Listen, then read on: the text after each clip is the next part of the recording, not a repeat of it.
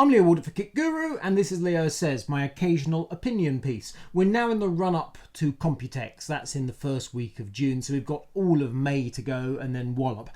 So the question now is whether companies are going to launch anything new before Computex, or will all announcements come at Computex? Last year, for example, at Computex, we had Nvidia Max-Q came out. That's the sort of thing that will usually appear like a bolt from the blue.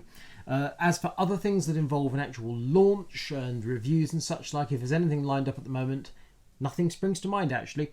But you can guarantee something is either going to happen just before Computex or actually at Computex. We have, however, already had the second gen of AMD Ryzen that launched just a few days ago. So topics here are AMD and Nvidia. There's frankly nothing else to talk about at the moment. They are the big topics. Asus has launched the Rs, or Aries if we're being really polite, Radeon graphics series, which is proof, frankly, that Nvidia GPP is definitely a thing. This separation of brands, this ROG Mars, ROG Aries, so Aries, Radeon graphics, quite clearly Nvidia has taken the cake, and that's just all there is to it. So everything that we speculated about a few months ago, it appears to be completely true. Interestingly, it would seem that Dell and HP are resisting the GPP thing, the onslaught, and you have to wonder how that one's going to work. When you think about gaming brands, you don't really think of HP. Certainly I don't. I'm not necessarily sure how much you automatically think of Dell. I mean, obviously Dell does a whole range of products, and Dell does do gaming products. As to whether you immediately leap to the Alienware or whatever, whether that's your first port of call, whether that's down the list, I mean, I think we can all agree that Asus ROG is right up the top of the list. So Dell and HP, how much clout do they have in the gaming market? Honestly, not sure about that. Nonetheless, those two companies are obviously very serious brands, and they are companies that know the value of a brand. So the fact they appear to be telling Nvidia they're not interested, that's interesting. But I looked this up because I thought to myself, is this Dell and HP pushing back against the minnow that is Nvidia? Not at all. Nvidia's stock price at the moment, its market capitalization, is just immense, to the extent that when I checked figures a few hours ago, Nvidia's market capitalization is about 3 times that of the combination of Dell and HP. That really surprised me. I had no idea Nvidia had become that large in terms of valuation. So by that token, if Nvidia says that they want the brands, you'd think that the smart move would be for Dell and HP to roll over and say, yes, indeed, take them. Michael Dell doesn't seem like the sort of person to do that. HP, they've obviously got many other aspects to their business beyond the gaming. Perhaps they're just not going to have anyone push them around. So interesting times. Dell, HP resist, but Nvidia 3 times their size. Good lord. So moving on to AMD. AMD has launched 4 second gen Ryzen parts, 2 Ryzen 7s and 2 Ryzen 5s. I've done reviews of them, as most everybody else. We all got the X parts. And already we are seeing rumours about Ryzen 7 2800X. The Ryzen 7 2700X logically replaced the 1700X, which made you wonder about the 1800X, although AMD's presentation quite clearly showed that 2700X replaced both 17 and 1800X. It didn't answer the question, but it meant they weren't ignoring what happened to the 2800X. And now we're hearing there'll be a slightly faster version, which in the great scheme of things, well, all right, but not exciting news. I mean, what's that going to be? Maybe another 100 megahertz if we're lucky on boost speeds. Fair enough, let's have it. I mean, the more the merrier, but unless there's something completely unexpected going on, very hard to get excited about that. The idea is being held back as a kind of a ringer of some sort to deliver the knockout punch to Coffee Lake. I just cannot see that, but who knows. The review, the briefing. Now, this is going to sound like sort of first world problems as a review of bitches and moans about trivia. If you watch my unboxing video of the Ryzen 5 and the Ryzen 7, that was a genuine unboxing. They were the genuine boxed AMD products. I had not previously unboxed them and then sealed them up again. If you look, you can actually see on the video the benefits of 4K, that one of the 2 processors, I think it was the Ryzen 5, could be wrong, had a significant amount of TIM on it. It had clearly been used and I can only assume, therefore, by AMD before they boxed it up. You might have watched the video, had you watched the video, and assumed that I had used it, put it back in to pretend I was unboxing it. But that was not the case. I've never had this before. I've never had a review processor arrive before that had clearly been used. It doesn't particularly shock me. It might happen in some way. But this was, it was dirty. I mean, it had actually been left with Tim on it. It was very peculiar. Like it had a quick wipe down, which suggests to me that I don't believe I'm getting, preferential or whatever treatment. Tom Logan in his review mentioned the same thing. I'm assuming other reviewers saw the same signs that their CPUs had been run before they got them. They just didn't say so. If they said it, I wasn't aware of it. Which suggests that AMD or someone at AMD was racing through a whole bunch of parts to check them, in which case that could be hundreds potentially of CPUs. Must have taken quite a while. Presumably they're doing it firstly to check that the parts work, secondly they're not horribly slow, and thirdly you have to wonder whether they're picking golden samples that are going to give you slightly better overclocking results. If you look at the reviews that have been posted of the new 2nd Gen Ryzens, the results are perfectly acceptable, nothing unexpected. They certainly are not stellar, with the exception of dear old Anantech, who something very strange going on with their reviews, where all the results were way above where you'd expect them to be. Anantech is aware of this. They put a comment up saying we're looking into this to find out what's gone on. Something clearly systemic. And of all the websites, publications and such like on the go, Anantech is one of the more respected. The idea that of all the products they got wrong in some way, the CPUs, that's a real surprise. But no doubt we'll find out what happened there, and then we'll learn from that. So if we take Anantech out of the equation for the moment, till we know what happened, everyone else's results are in the same ballpark. The only question is when you overclock, did you stick 1.4 volts up at 1.45 or 1.50? Gigabyte, when they sent over their motherboard for a review, they included notes about suggested settings. They were hoping you could get away with 1.25, 1.3 volts. I mean, just not a chance. 1.4 is where I stopped because that's what Gigabyte said to use as a max. But other reviewers have clearly gone beyond that. Personally, if I have to put more than 1.4 volts through a CPU for day-to-day use, I'm just not interested. And if it's not for day-to-day use, then I'm not interested in using it in my review.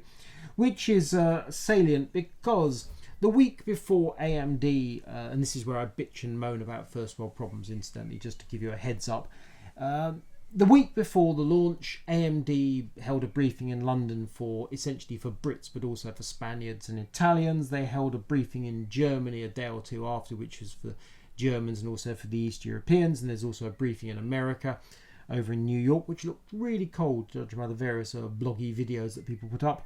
And I'm assuming there's another briefing in Asia. So a number of different briefings. The actual briefing itself about the parts was, I don't know, half an hour long at tops, and that's only because they read the PowerPoint quite slowly. They sent out copies of the PowerPoint after all, PDFs. It was exactly the same stuff that had been leaked weeks beforehand. If there were any changes that I didn't spot, then maybe the prices changed very slightly, but trivial stuff. The guts of the thing was the same, which is, here's this CPU, 14nm goes to 12nm, Precision Boost 2, XFR2, still AM4, here are the prices, we take it to Coffee Lake, lots of that. Good for gaming, good for productivity, and Ryzen 2nd Gen is where you want to be at.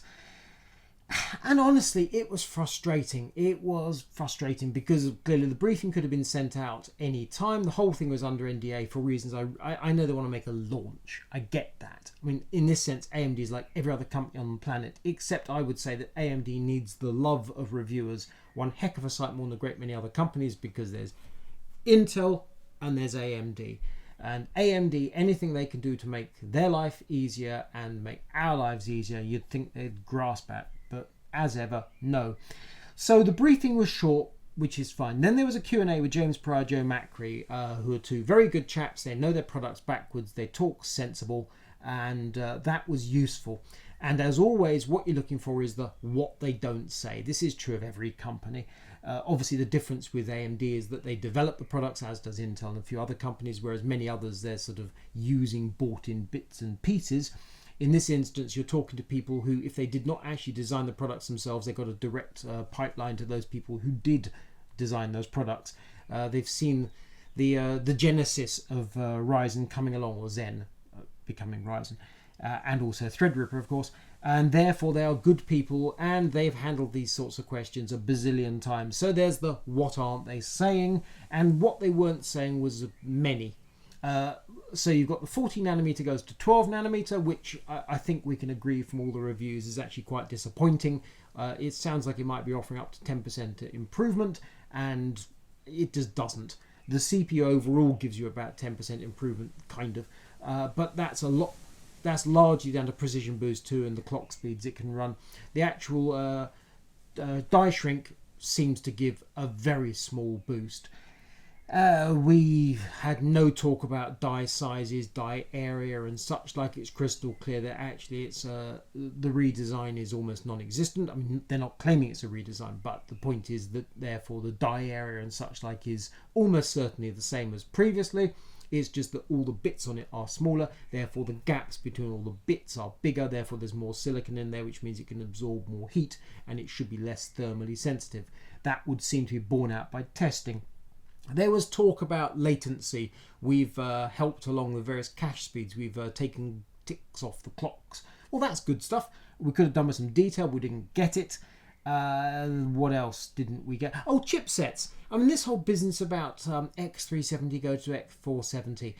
It was strongly suggested you need the new chipset to make the new Ryzen processor run at full performance.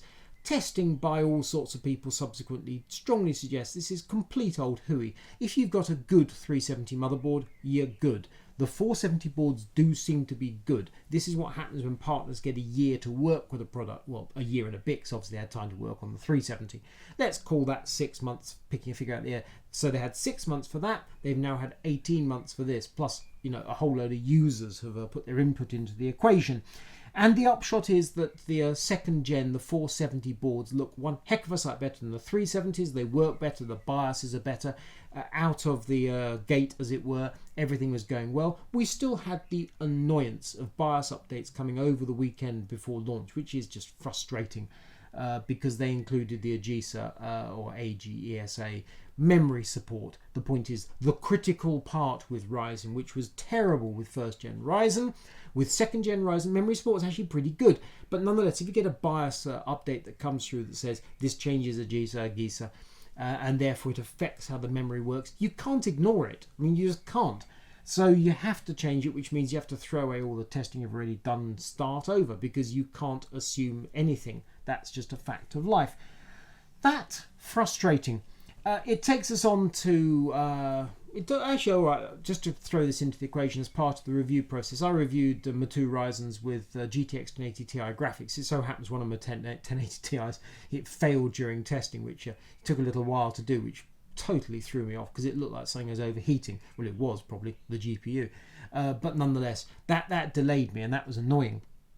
But we had a few comments on the review, which is why on earth you're testing that graphics card with this processor. That's a crazy combination. And the answer, as a few people responded in the comments on those videos, is because you want to take the graphics out of the equation. You want the game to run at 1080 with a decent graphics card, which means it's CPU intensive. Of course you do. Otherwise it's going to be GPU bound, and that's no good for CPU testing, is it? So yeah, it's not the obvious combination of parts, but yeah, there's a reason behind it, which obviously some viewers, readers and such like understand, and clearly if you don't, which means actually I'm going to have to explain it more carefully in future because I'm not getting that point across. Anyway, getting back to the AMD briefing. And so we had the briefing, we had the Q&A, we tried to spot where the AMD people were maintaining a diplomatic silence, and they were majoring on things like the bundle coolers that came with the CPUs, which is perfectly fair comment. I mean, it's value add. Intel doesn't give you a decent cooler, AMD does, tick for AMD. But of course, for an enthusiast title like Kit Guru, it's not so exciting. And also the coolers, I wasn't that wowed by them. I mean, if you count them as a freebie, obviously you can't complain, although I kind of managed to do that in my review. But nonetheless, the coolers, it's a line on the presentation to me. It's not worth 5 minutes of conversation. But still, there we go. It's a thing. It's undeniable. It's a point to AMD. Move on. And then we had 2 hours after this briefing, the Q&A. We had 2 hours of overclocking, by which I mean it was called the Overclocking Olympics. So the London thing, I think it was 5 groups, so 2 teams of Brits, and then the various Europeans who are over, they split into 3 teams, mainly to language, although God love them, they all speak English. They show us Brits up every time. The Italians will talk to the Spanish in English, putting us all to shame, speaking our language as well as we do, but with a better accent, and that's just all there is to it. So well done, chaps, you know who you are, you win, definitely.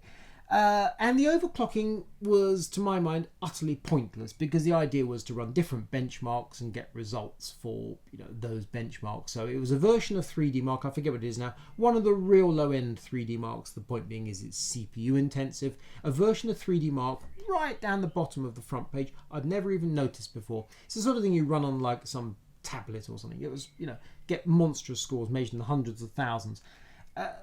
I couldn't have cared less about it. Really could not have cared less, because the type of overclocking was we had 240mm all-in-one coolers, so immediately they're cranked to full speed. You shut down everything in the BIOS you don't require, turn off functions, turn off multi-threading if that'll help. If you're running a memory test, you don't need multi-threading, so you can jiggle with the settings. When you're running Cinebench or something, you drag it off the side of the screen, you shut down Windows Explorer, all that sort of nonsense going on. All the sort of stuff that, were I to do it in a review, would have been outrageous.